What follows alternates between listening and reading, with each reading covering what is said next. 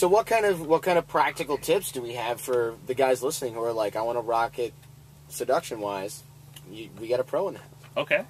I mean, I think it's the same sort of thing that you could ask anybody who's good at anything, right? I mean, sure. Again, you could have Kobe Bryant in here and be like, dude, how do you shoot 85% free throws? You know, it's not about hand position. It's not about I stand with my feet like this and I do some little trick and I do this. It's all about the mindsets. It's got to be. It's not even the mindset. He's like, well, dude, I've shot probably like 3 million free throws Practice, in my life. Then. Keep practicing. And the other thing is, like, it's not just about how do you shoot 85% free throws? Well, if you're fatigued when you step to the line in the fourth quarter, you're going to shoot a lot less. So that means he's out there training just to be able to run up and down the court. Right. So it's like, dude, you want to be seductive? Were you in the gym yesterday? Like, are you, supplementing correctly? Mm-hmm. Do you care about that? Like, that's the first step. Just train to even be able to get up and down the court. All right. Right? Yeah. Okay.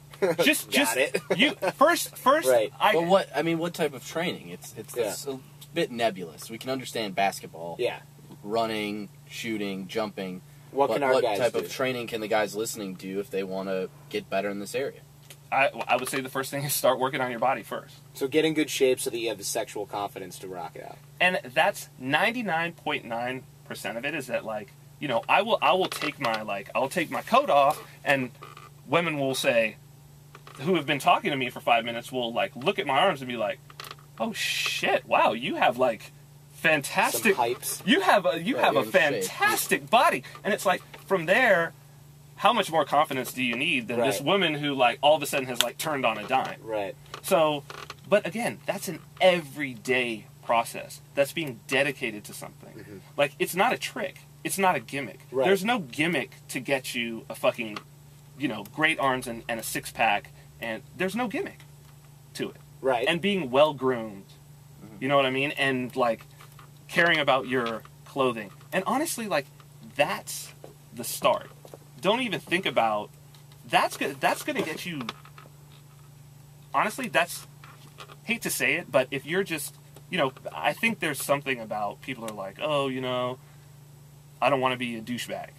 Well, that's just an excuse. Well, here's the thing. You're not a douchebag. Yeah. You're not a douchebag. And being in shape and looking stylish doesn't make you a douchebag. Right, no. There are people who are assholes who are in shape and out of shape, who have style and don't have style. Right. If you're an asshole, you're an asshole.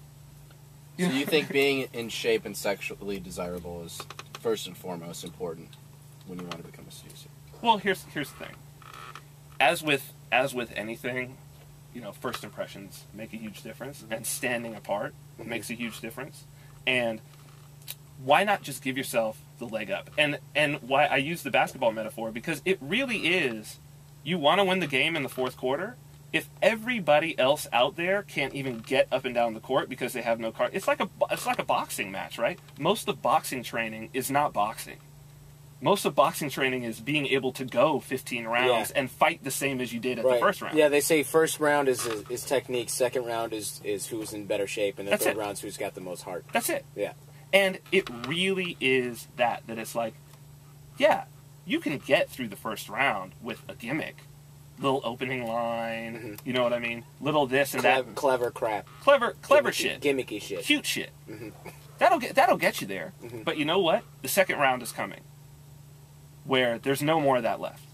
And, the rest of it, what's going to carry you is not what you were doing tonight. It's what you were doing 3 weeks ago to get ready for this moment. Mm-hmm. And that's how I look at every moment that I spend in the gym, is I am preparing for something that's 3 years from now. It's a moment 3 years from now that, with a woman who I find super desirable, and look, prime example, I have this wonderful woman in my life. If I wouldn't have put in the work to be attractive to her and what she wants in the first place, years ago, there's nothing I could have done in that moment.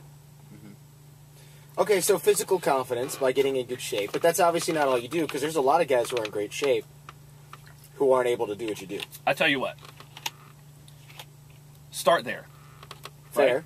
What if the guys who are listening are already in awesome shape? What if he's a fitness Yeah, I mean, model? we have a lot of guys who are working out, who know that that's an important aspect. Grooming, we talk about that. Caring about yourself shows a lot to women that it's a very attractive quality. If you're willing to put in the work, take care of yourself, clearly you care about yourself.